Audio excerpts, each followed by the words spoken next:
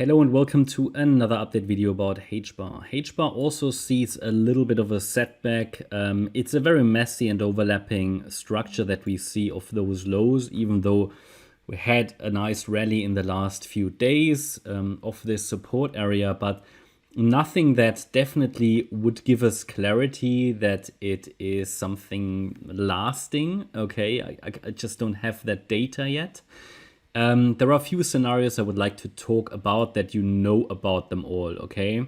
So the let's go from the most bullish to the most bearish one, and they are unfortunately all possible and also fairly likely. It can be a lot at the moment, this structure, and that is due to the overlapping and corrective price action that happened off the lows. So it's not reliable impulsive price action, and the context also leaves a lot of room for interpretation.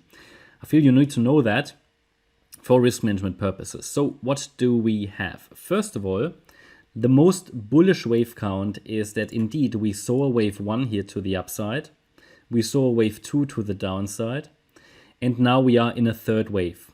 This third wave, however, would consist of here a 5-wave move, which would be a leading diagonal. So this third wave would need to be higher. What we currently see here could be a 5-wave move, which would be a leading diagonal within this third wave. But first of all, I would need to see the 5 waves anyway to get clarity. I see this wave count as unreliable. Until I see 5 waves up, I cannot really trust that anyway. This 5-wave move up would be like that.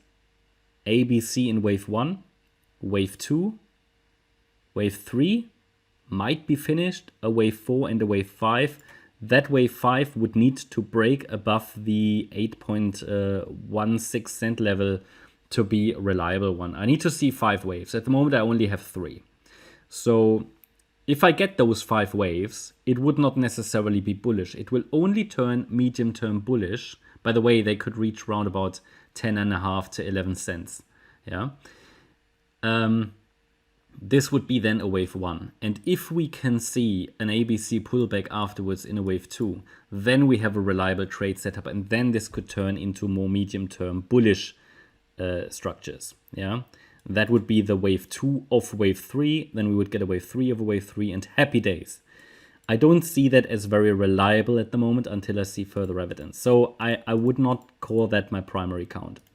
Next, I've got a short-term bullish but overall bearish wave count in which I had an A wave to the upside, a B wave down, and now we're working on an ending diagonal, which I have to consider because this is so choppy. But also here I would need to see 5 waves and it could reach 11 cents or 10.5 to 11 cents. I would prefer that one because this is A, this is B, because it came down too low for a reliable wave 2. So I'm happy to call that a B wave. And because this move is so choppy, this could be our C wave. And it could reach C, around about 11 cents if, but only if, we get 5 waves up. And that could be, let's see, target-wise, why do I say around about 11 cents? Because it's the 1-to-1 ratio, the 100% extension. Bear in mind, there is resistance at 8 cents. And then this one I would consider very likely, or the triangle wave count, which would be a nice wave count actually. A wave, B wave, C wave, D wave, E wave, and it could lead to another bear market low.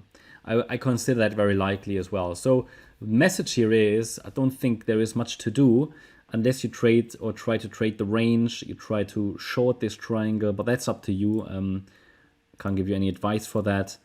About that, but just note that this is currently not a very reliable wave count. It can be a lot.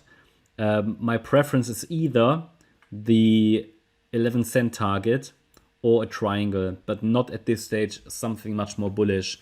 So I would expect further retracements and price drops in the coming weeks, maybe even days, either very shortly, within a triangle, because then we would have here an A wave, a B wave, a C wave, which would only be a 3-wave move. So we pretty much have a WXY structure nearly complete, highlighted here in yellow. And then we could get another lower high and a higher low. No, different way around. Another higher low and a lower high. And then it could go down, okay? But again, let's see first. I think this is all about waiting for clarity. From an analysis point of view, there are many options at the moment. So from an Elliott Wave point of view, there is not much action needed at this stage. It's too early to say as well if it's a triangle. Well, surely if it breaks above the, let's say, the 9.9 cent level, it cannot be a triangle. Then I would first say it's the C wave, which can reach 11 cents. And if it then holds a higher low in the pullback, then we could talk about something more lasting bullish. But at the moment, it's just too uncertain, okay, from an Elliott Wave point of view. Now, you can always add your own edge. You can add your own stuff. You can add trend lines. You can trade what you like. You can trade price channels. But from an Elliott Wave point of view, where we are investigating the trend, I mean, clearly, I mean, you don't even need Elliott Wave for that. You can clearly see that it's ranging at the moment, that it's coming from a downtrend. This might even just be a consolidation. And if it goes higher and it's making higher highs, higher lows, which would be the 5-wave move up and the 3-wave pullback, then we can get back into an uptrend. But it's just too early to say that, all right? That's my update about HBAR. Hope you liked the update. If you did, please hit the like button, leave a comment and subscribe. And if you really like the content, then please check out the channel membership. Thanks a lot for watching. Bye-bye.